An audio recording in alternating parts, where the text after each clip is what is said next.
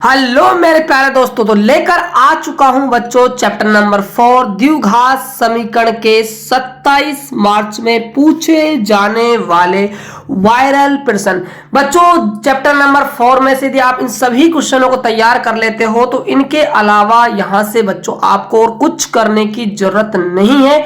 Chapter number 4 आपका पूरी तरह से बच्चों क्लियर हो गया। इससे पहले बच्चों मैंने chapter number 1, chapter number 2, chapter number 3 के वीडियोस बना दिए इंपॉर्टेंट क्वेश्चन के। यदि आपने उन वीडियो को नहीं देखा है तो भाई उन वीडियो को भी जाकर देख लीजिएगा। ऐसे ही बच्चों आपको हर एक चैप्टर के इंपॉर्टेंट क्वेश्चन हमारे चैनल पर सबसे पहले करवाए जाएंगे एग्जाम से पहले, इसीलिए आप भाई चैनल को सब्सक्राइब भी कर लीजिएगा। तो स्टार्ट करते हैं बच्चों आज का वीडियो। तो देखिए जो आपका पहला क्वेश्चन है बच्चों, एक क्वेश्चन बच्चों आपका एग्जाम में इस टाइप का पूछा जाएगा। आप समझिए ऐसे क्वेश्चनों को आप एग्जाम में कैसे करोगे।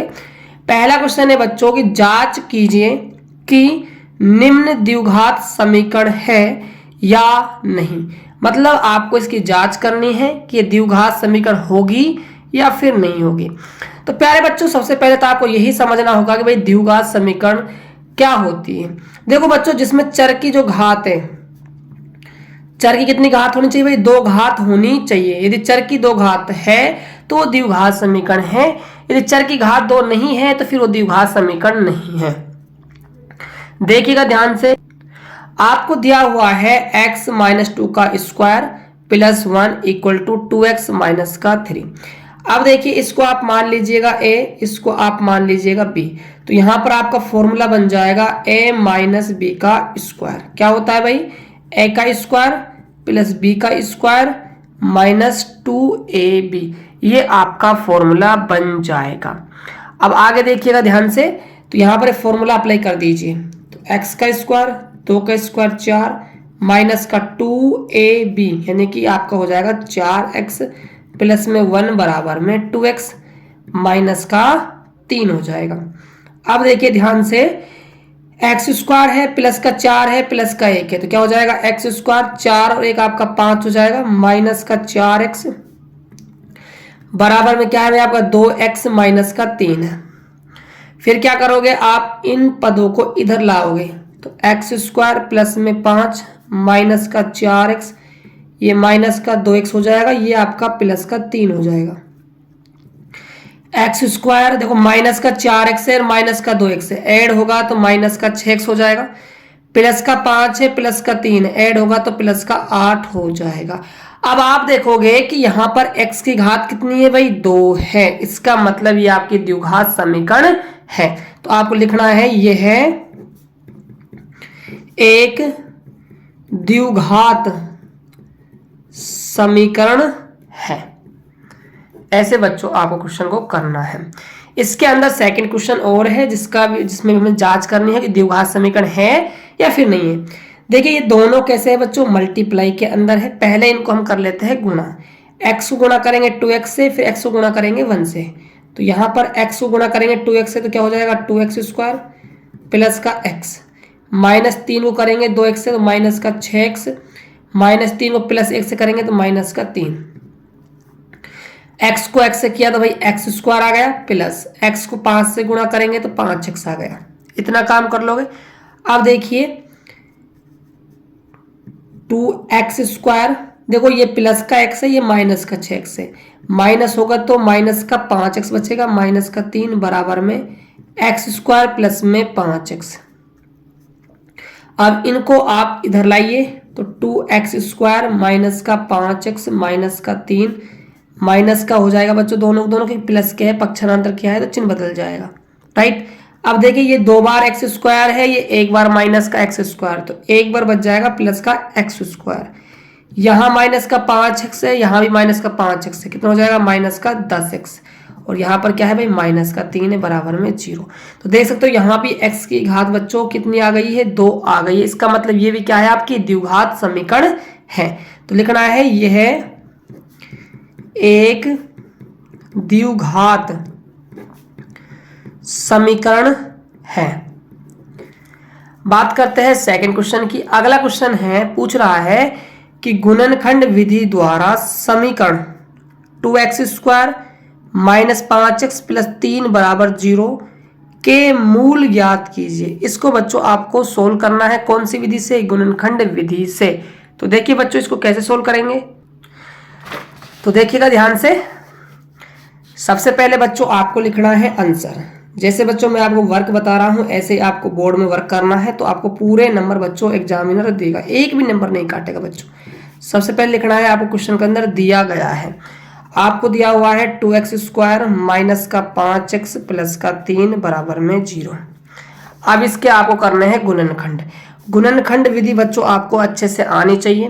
प्रोसेस क्या होता है, हम क्या करते हैं, सबसे पहले प्रारंभिक पद और अंतिम पद को चिन्ह सहित गुणा करते हैं। तो 2x² गुणा करेंगे 3 से, कितना मिलेगा भाई? 6x²। उसके बाद जो बीच वाला पद होता है कितना है भाई? माइनस का 5x। -5x को दो संख्याओं में तोड़ते हैं, जिनको जोड़ने और घटाने पर तो माइनस का 5x आ जाए और गुणा करने पर कितना आ जाए भाई? 6x² आ जाए। तो आप पाओगे यदि आप माइनस का 2x लेते हो और माइनस का 3x लेते हो, तो -2x और -3x को आप ऐड करते हो तो आपको कितना मिल जाएगा भाई? माइनस का 5x मिल जाएगा। यदि आप -2x गुणा करते हो -3x से, तो माइनस माइनस प्लस हो जाएगा, 2 3 आपका 6, x गुणा होगा तो x² आ जाएगा। तो इसके गुणनखंड क्या हो जाएगी भाई? 2x² माइनस का 2x और माइनस का 3x प्लस में 3 बराबर में 0 हो जाएगा। इतना करने के बाद हम क्या करते हैं भाई? 2 2 का जोड़ा बनाते हैं। बना लिया। इसमें से कॉमन आ रहा है 2x, कॉमन ले लिया। यहाँ कितना बचेगा? x, यहाँ बचेगा भाई 1। उसके बाद यहाँ से क्या कॉमन आ गया भाई? माइनस का 3, यहाँ x, यहाँ माइनस का 1 बराबर 0। सेम बनाना होता है भाई, ठीक है। अब यहाँ से आपका x - 1 कॉमन आ रहा है दोनों में से, यहाँ से भी यहाँ से भी ले लिया। क्या बचा? सिर्फ 2x माइनस का 3 बराबर में 0। इसका मतलब क्या है भाई? x - 1 बराबर 0 है या फिर आपका 2x - 3 बराबर 0 है। यहां से तो x का मान निकल कर आ जाएगा 1। यहां से देखो -3 को इधर पहुंचाते हो तो प्लस का 3 हो जाएगा। x का मान निकालना है, 2 गुणा में कहां आ जाएगा भाई? भाग में आ जाएगा। एक मान आपका ये निकल कर आ जाए। ये बच्चों से क्या हो जाएंगे? मूल हो जाएंगे। बात करते हैं बच्चों नेक्स्ट क्वेश्चन की। तो देखिएगा अगला क्वेश्चन क्या है आपके सामने। अगले क्वेश्चन में आपसे पूछ रहा है कि 2 क्रमागत धनात्मक पूर्णांक ज्ञात कीजिए जिनके वर्गों का योगफल कितना है भाई? 365 हो। 2 क्या है बच्चों? क्रमागत धनात्मक पूर्णांक है। देखिए इस क्वेश्चन को हम कैसे करेंगे। देखो बच्चों पहले हमें मानना होगा इसके अंदर। सबसे पहले तो आप लिखोगे आंसर नंबर 3, मानेंगे। माना प्रथम धनात्मक पूर्णांक x है तथा दूसरा क्रमागत धनात्मक पूर्णांक क्या हो जाएगा भाई? आपका x + 1 हो जाएगा। देखो बच्चों कैसे होगा। पूर्णांक क्या होते हैं? 1 2 3 4 5, ये क्या है? आपके सब पूर्णांक है। देखो मान के चलिए मैं आपसे पूछता हूं बच्चों कि 6 के बाद कौन सा पूर्णांक आएगा, तो आप कहोगे गुरुजी 6 के बाद तो 7 आएगा, राइट। मैं पूछता हूं कि आपसे भाई 10 के बाद बताओ कौन सा पूर्णांक आएगा, तो आप कहोगे गुरुजी 11 आएगा। बिल्कुल सही बात है। देखो आप ध्यान दीजिए, 1 के बाद 2 आ रहा है इसलिए +1 करना पड़ रहा है। 2 के बाद 3 पूर्णांक आता है मतलब इसमें +1 करना पड़ा। 3 के बाद 4 है, +1 करना पड़ रहा है। 4 के बाद 5 पूर्णांक आता है, प्लस का 1 करना पड़ रहा है। इसीलिए हमने यहाँ पर क्या है, देखो प्रथम धनात्मक पूर्णांक x लिया है, तो क्रमागत दूसरा में क्या लेना पड़ेगा भाई? x + का 1 लेना पड़ेगा, राइट। अब देखिए इनके वर्गों का योगफल 365 करना है, तो x का वर्ग कर दिया, x + 1 का वर्ग कर दिया, वर्गों का योगफल कर दिया, इक्वल टू में 365 कर दिया, राइट। अब देखिए ध्यान से, यहां ध्यान दीजिए, यहां इसको a मान लीजिए, इसको आप b मान लीजिए, तो यहां पर फॉर्मूला बन जाता है आपका a + b का स्क्वायर। क्या होता है? a का स्क्वायर + b का स्क्वायर प्लस में 2ab। इधर काम कर दोगे। अब देखिए यहाँ पर एक्स स्क्वायर चल रहा है प्लस, ओपन कीजिए एक्स स्क्वायर प्लस बी का स्क्वायर मतलब एक का स्क्वायर एक होता है प्लस 2a, ए का वैल्यू x है, b का वैल्यू क्या है 1 है, बराबर में 365।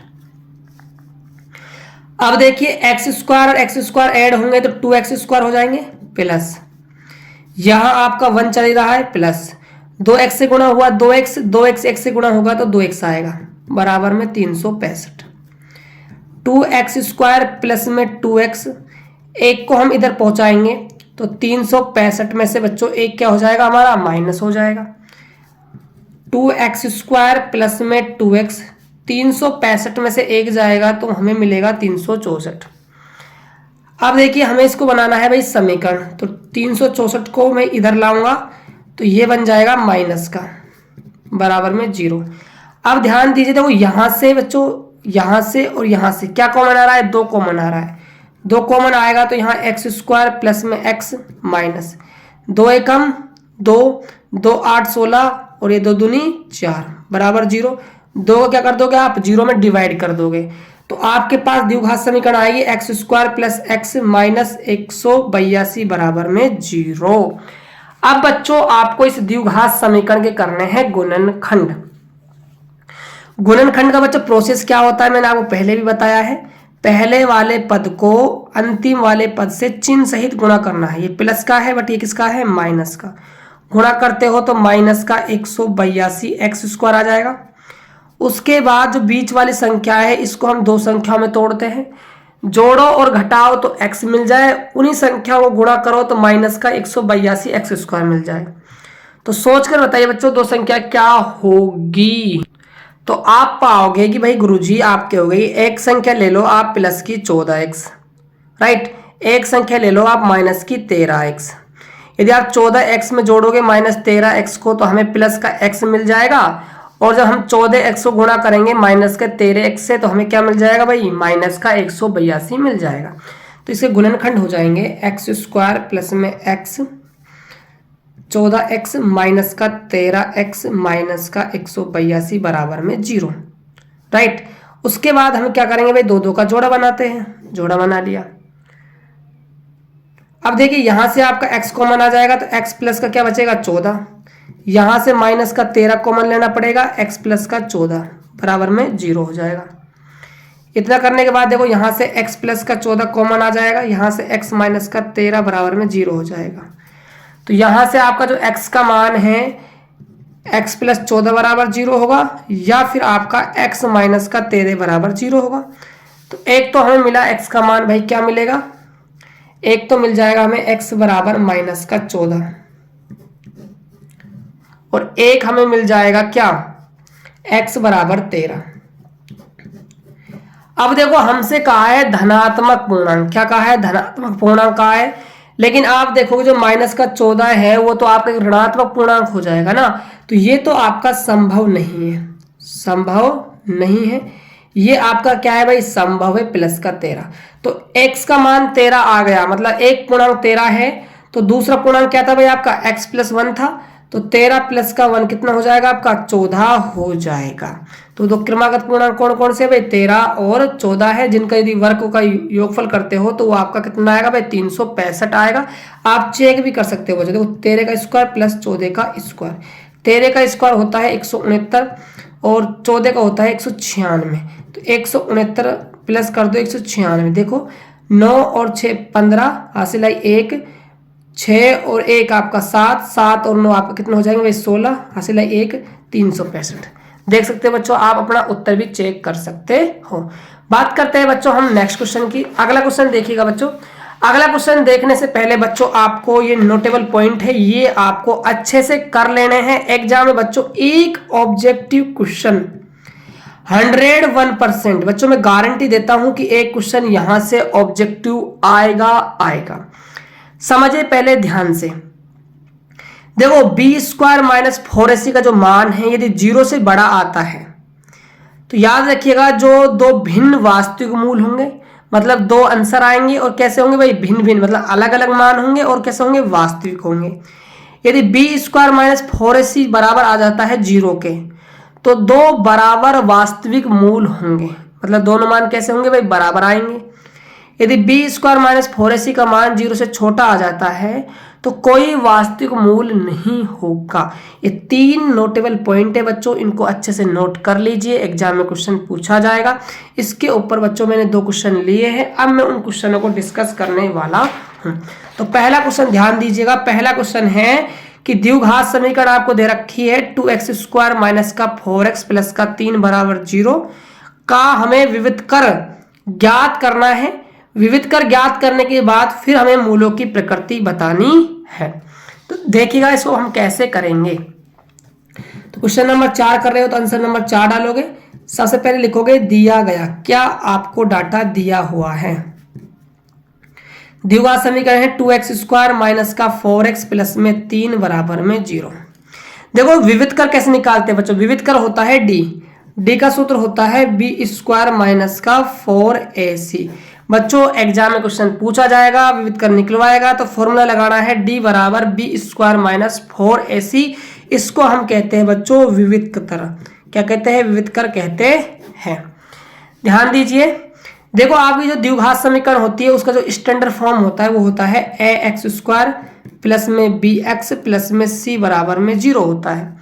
अब यहां ध्यान दीजिए, यहां पर आप पाओगे, यहां लिखना है आपको a का मान कितना है भाई, a का मान है 2, b का मान कितना है, b का मान है माइनस का 4, c का मान कितना है आपका 3 है।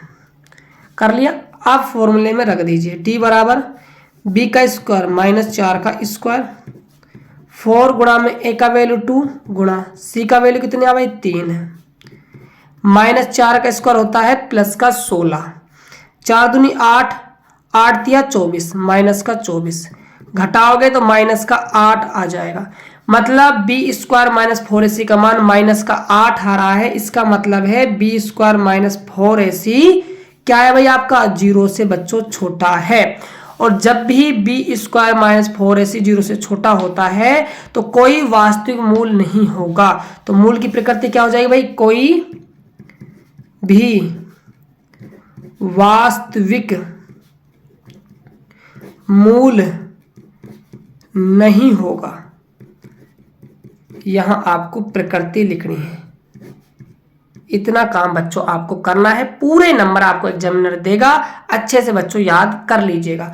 बात करते हैं नेक्स्ट क्वेश्चन की। अगला क्वेश्चन क्या है, ध्यान दीजिए, आपसे पूछ रहा है कि द्विघात समीकरण दी हुई है 2x स्क्वायर प्लस में kx प्लस में 3 बराबर 0 में k का मान ज्ञात करो यदि उसके 2 बराबर क्या हो भाई, मूल हो। देखो भाई 2 बराबर मूल हैं, 2 बराबर वास्तविक मूल की कंडीशन क्या है भाई, बी स्क्वायर माइनस 4ac किसके बराबर होता है, 0 के बराबर होता है।